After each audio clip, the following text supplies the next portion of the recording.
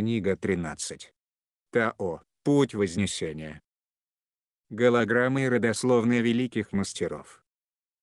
Восходящие люди с наследственностью великих мастеров получают информацию от своих древних предков, которые обладают способностью модифицировать ДНК, проникать в кодирование и изменять его через сознательный выбор и намерения. Данная способность есть не у всех людей.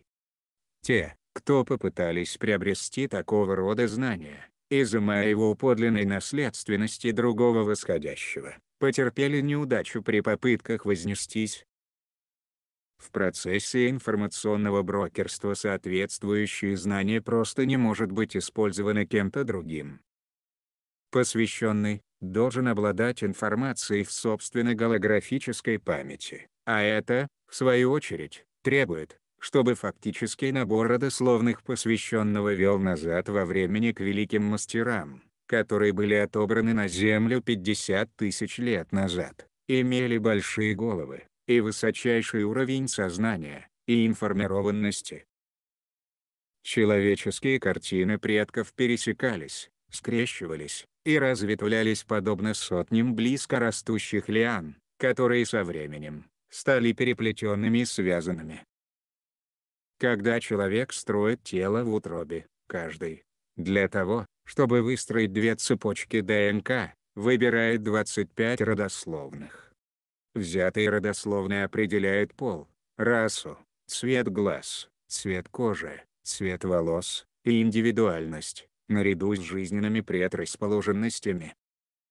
Для вознесения выше 3000 единиц, как минимум одна из 25 родословных должна быть прослежена назад к прямой наследственности великого мастера. Есть вероятность, что у людей, которые возносятся от 1800 до 3000, имеется наличие скрытой наследственности к великим мастерам. Возносящиеся, у которых какая-либо связь отсутствует, должны быть ограничены 1800 единицами, ибо следующая фаза восхождения требует способности переориентировать генетику таким образом, чтобы во всем остальном обладать пониманием уже не только на уровне голографической памяти.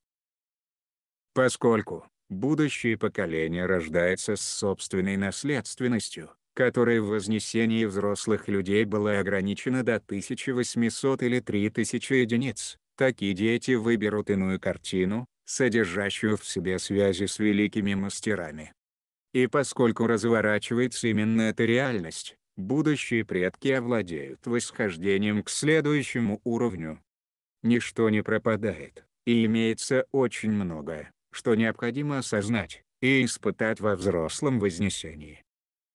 Поэтому, восходящие люди не должны судить или сравнивать себя с другими возносящимися посвященными, а скорее охватывать предлагаемый им самим опыт вознесения, живя собственной жизнью и продвигаясь к наибольшей полноте, к своей наивысшей точке, которую вам, возможно, и удастся манифестировать в текущей жизни. Существует 6 дополнительных голограмм, отобранных на Землю 50 тысяч лет назад в качестве 48 великих мастеров, которые были клонированы из генетических материалов высшей духовной элиты звездной системы Сириуса, и впоследствии доставлены на Землю. Определенная часть информации о великих мастерах раскрывается через наши каналы, и связано это с тем, что это их собственная наследственность, из которой они собирают записи.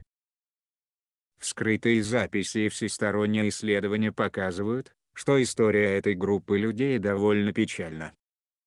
Каждый из 48 великих мастеров умер в течение 8-месячного периода энергетических нападок, просуществовав не более 2000 лет после первоначального отбора. Некоторые умерли от тяжелых ударов, в которые были вовлечены царства дельфинов и китов. Другие же были разрушены вследствие бессознательных нападок красных людей, которые испытывали бессознательную зависть к высочайшему уровню знания великих мастеров. До момента гибели, многие мастера произвели на свет потомство, тем самым позволив своей наследственности сохраниться вплоть до настоящего времени и отслеживаться сквозь длинную картину предков. После того, как Ану изъяли знания великих мастеров, они обрели способность продлевать свои жизни.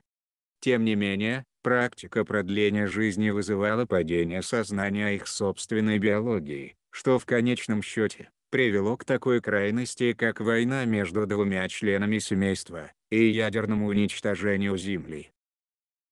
За все времена, уничтожение, которое было вызвано нануками, оказалось единственным в своем роде наибольшим понижением в сознании вибрации, которое когда-либо знала Земля, и произошло оно 30 тысяч лет назад, 120 тысяч человеческих лет.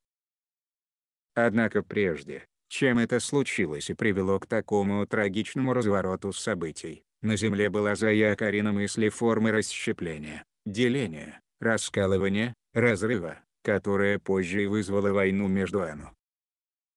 Когда знания великих мастеров передавались красному народу, рождались стереотипы гуру. Гуру обретали знания, добытые предками других людей, и принадлежащие ряду родословных, которые не являлись их подлинной наследственностью. Такие гуру становились хорошо осведомленными учителями, но когда попытались вознестись, у них не оказалось соответствующего врожденного знания о том, как строить четырехмерную гуманоидную форму. Результатом стало неполное вознесение и заякорение мыслеформы расщепления, которая связана со смертью, разрушением, уничтожением, болезнью и старением. Неполные вознесения гуру приводили на Земле к одному падению за другим, и в конечном счете, привели к ядерному уничтожению Ану. В настоящее время люди с голографической наследственностью великих мастеров могут основательным образом быть вовлеченными в движение Вознесения. Эти люди всем своим сердцем верят, что духовное преобразование или Вознесение – это именно то, зачем они прибыли на Землю.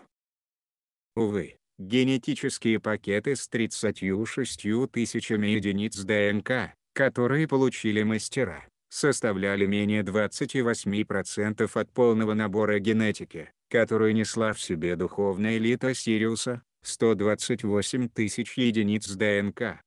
С таким ограничением они не могли выстроить стопроцентную защиту, и оказались открытыми для разрушения.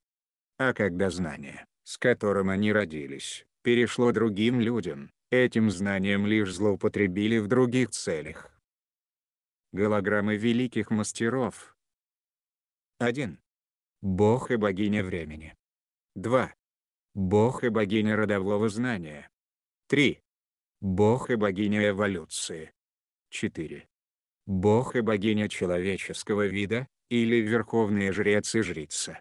5. Бог и богиня солнечных циклов. 6. Бог и богиня вознесения в пятое измерение. У этих голограмм нет полярной коммуникации, поскольку они были заякорены в мысли-форме, основанной на единстве, которая произошла с Сириуса. Несмотря на падение сознания человечества, единство сохранилось в людях с этой голографической предрасположенностью. Поэтому вы увидите, что сердечные коммуникации людей этих голограмм весьма исключительны, если сравнивать их с предшествующей группой сердечных коммуникаций, связанных с голограммами Ану, рабов Ану или Красного народа. Данный тип голографической предрасположенности создает уникального человека с иными целями, которые являются гуманными, и ставит великую полноту целого превыше своих личных желаний или выгоды. Сириус утверждает, что никогда не отбирал людей на Землю в целях Вознесения. Однако Земля, обладая способностью простираться назад во времени и исследовать мысли и действия великих мастеров Сириуса, видит, что это именно то самое, что было сказано им по поводу их цели.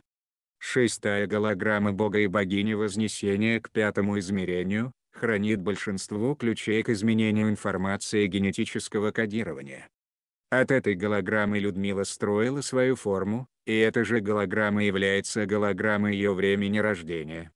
Роман, со своей стороны, строил форму от голограммы бога и богини солнечных циклов, и она же голограмма его времени рождения. От государства впечатление, что шестая голограмма, или бог и богиня Вознесения к пятому измерению, появились на Земле случайным образом. Посещая верховного жреца Сириуса, имевшего данную голографическую природу, одна из клонированных великих мастеров вошла с ним в любовную связь, которая и дала потомство. Если бы этого не произошло, и не было добавлено к фондам генетического и голографического знания на Земле, то текущее движение вознесения человеческого вида, скорее всего, терпело бы неудачу. В связи с этим, Земля размышляет, было ли это действительно недоразумением, ошибкой. Или дало о себе знать намерение Земли к вознесению, которое спрессовалось в человеческую грезу, вызывая в итоге рождение ребенка, несущего в себе все необходимое знание, которое позволило бы в будущем человеческое вознесение. Возможно, что великие мастера Сириуса намеренно пошли на этот шаг, исходя из своих убеждений, и преследуя цель, согласно которой они должны были вознести человечество и Землю. Земля оставляет каждого читателя с мыслями об этом. Люди с такой генетической и голографической предрасположенностью, те, кто сейчас на Земле вырезает карту уровня эволюции Бодхисаттвы, 6000 единиц ДНК. В большинстве случаев, восходящие люди, вырезающие карту Бодхисаттвы, строили свое тело в утробе от одной из выше приведенных 6 голограмм. Голограммы времени рождения могут быть другими, но обычно являются или великими мастерами, или красными по природе.